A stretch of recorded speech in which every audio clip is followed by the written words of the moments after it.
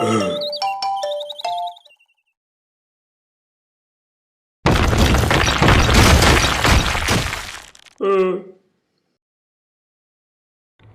हम जानेंगे कि आलस्य क्या है, यह कैसे पैदा होता है और इसे खत्म कैसे करें।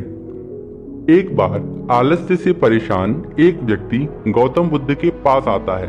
बुद्ध, मेरे अंदर बहुत आलस्य है।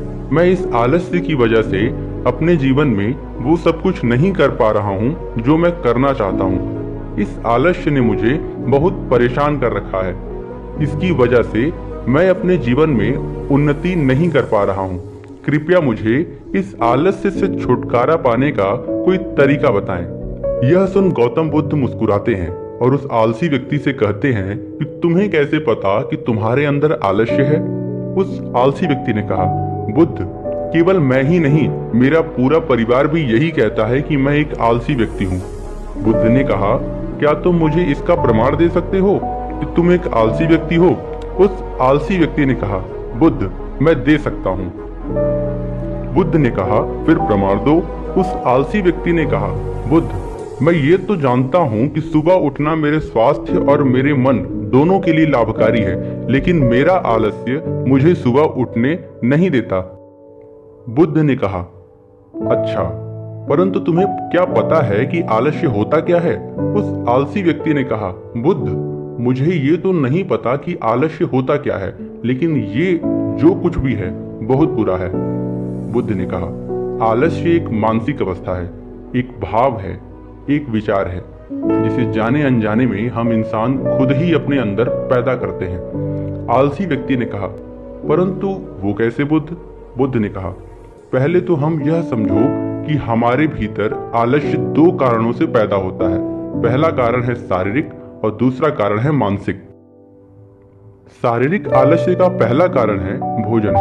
जब हम कोई ऐसा भोजन ग्रहण करते हैं जिसमें खुद कोई जीवन नहीं है, तो यह भोजन हमारे शरीर के लिए बोझ बन जाता है और फिर यह हमारे अंदर आलस्य पैदा करता है, क्योंकि हमारा शरीर भोजन से मिलने वाली ऊर्जा से चलता है और फिर हम इसे जैसा भोजन देते हैं वैसी ही ऊर्जा हमारे शरीर को प्राप्त होती है। इसलिए अगर तुम आलस्य से बचना चाहते हो तो आसानी से पचने वाले और सीधे प्रकृति से प्राप्त होने वाले भोज्य पदार्थों को अपने भोजन में शामिल कर दो। बुद्ध ने आगे कहा, शरीर के स्तर पर आलस्य का दूसरा कारण है गलत तरीके से चलना, गलत तरीके से बैठना और गलत तरीके से सोना। गौतम बुद्ध ने आश्रम के भिक्षुओं की तरफ इशारा करते हुए कहा, उस आलसी व्यक्ति से कहा, अगर तुम ध्यान से देखो तो इन भिक्षुओं के चलने, बैठने व लेटने में एक विशेष प्रकार का संतुलन नजर आएगा। जब ये चलते हैं तो इनके पैरों के बीच एक तालमेल होता है। जब ये बैठते हैं तो इनकी रीढ़ की हड्डी एकदम सीधी होती है और जब ये लेटते हैं तो इनका शरीर एकदम शिथिल होता है। इससे इनके शरीर के किसी भी अंग पर कोई तनाव नहीं होता, जिसके कारण ये एक गहरी और आरामदायक नींद लेते हैं। उस आलसी व्यक्ति ने बुद्ध से पूछा, बुद्ध, क्या पर्याप्त नींद लेना भी उतना ही जरूरी है?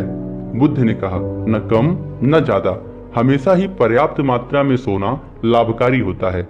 अगर तुम आज रात पर्याप्त नींद नहीं लेते हो तो तुम्हारा कल का पूरा दिन थकान और आलस्य से भरा होगा, इसलिए पर्याप्त नींद भी उतनी ही जरूरी है।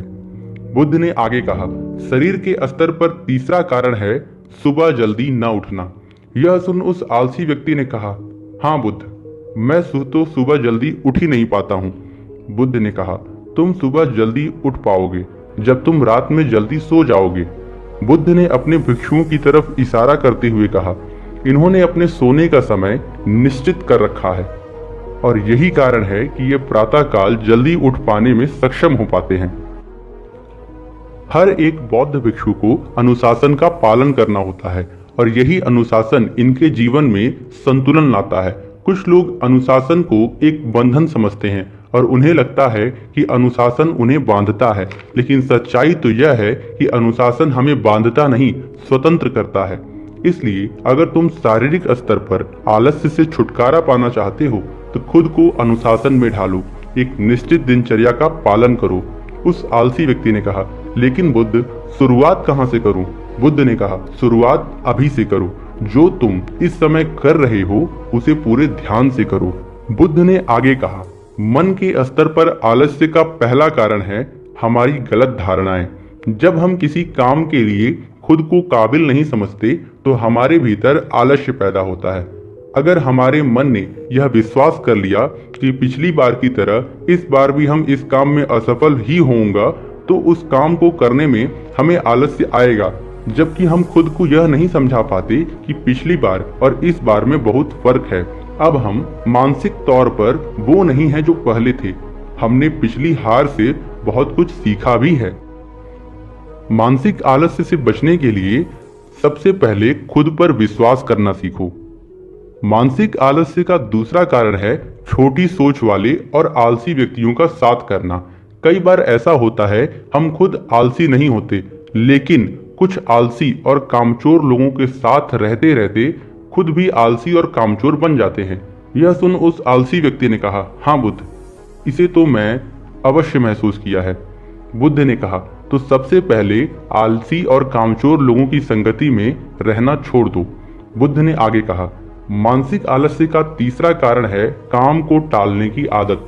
काम को टालना आलस्य और मानसिक तनाव का सबसे बड़ा कारण है। इसलिए जो काम आज किया जा सकता है उसे कल पर कभी न टालो। बुद्ध ने आगे कहा, मानसिक आलस्य का चौथा कारण है लक्ष्य का स्पष्ट न होना। मान लो कि तुम किसी बड़े रेगिस्तान में फंस चुके हो और तुम्हें जोरों की प्यास लगी है, तब तुम क्या करोगे?